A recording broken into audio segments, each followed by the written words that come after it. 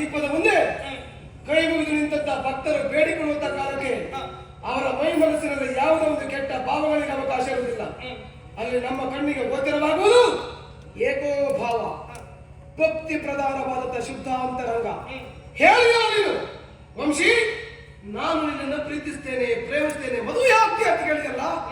ನೋಡೋಣ ನನ್ನ ಕುರಿತಾದಂತಹ ಪ್ರೀತಿ ಪ್ರೇಮ ನಿನ್ನ ಹೃದಯದಲ್ಲಿ ಹೇಗಿದೆ ಎಂಬುದನ್ನ ಪರೀಕ್ಷೆ ಮಾಡಲೇಬೇಕು. ಅದಕ್ಕೆ ಬೇಕಾಗಿ ಈಗ ತಾನೇ ದೇವರ ಬಳಿಯಿಂದ ತನ್ನಂತ ದೀಪವನ್ನು ಮುಟ್ಟಿ ಆಳ ಮಾಡಿ ಹೇಳು. ವಂಶಿ, ಏನು?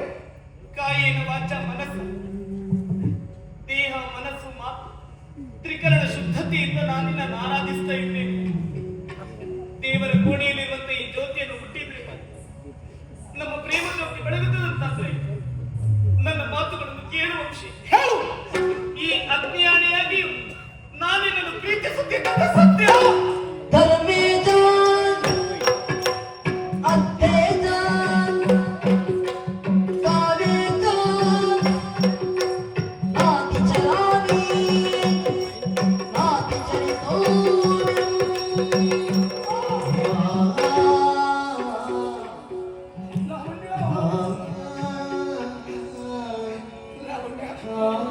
ಯಾವುದೋ ಒಂದು ಹೆಣ್ಣಿನಿಂದ ನನಗೆ ಮೋಸವಾಗಿದೆ ಎಂಬ ಕಾರಣಕ್ಕೆ ನಿನ್ನನ್ನು ನಾನು ಅನುಮಾನದ ಕಣ್ಣಿನಿಂದ ಕಂಡಿದ್ದೇನೆ.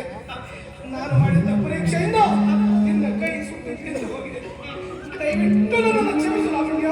ವಂಶಿ, ದೇಹಕ್ಕಾದಂತ ಗಾಯ ಒಂದೆರಡು ದಿನದಲ್ಲಿ ಮಾಸಿ ಹೋಗುತ್ತದೆ. ಮನಸ್ಸಿಗಾಗುವ ಗಾಯ ಶಾಶ್ವತವಾಗಿ ಉಳಿಯುತ್ತದೆ. ಅಂದ್ರೆ ನಾನಿನಲ್ಲಿ ಕೇಳಿಕೊಳ್ಳುವುದಿಷ್ಟೇ, ಮುಂದೆಂದಿಗೂ ನೀ ನನ್ನ ಮನಸ್ಸನ್ನು ಘಾಸಿಗೊಳಿಸದಿಲ್ಲ.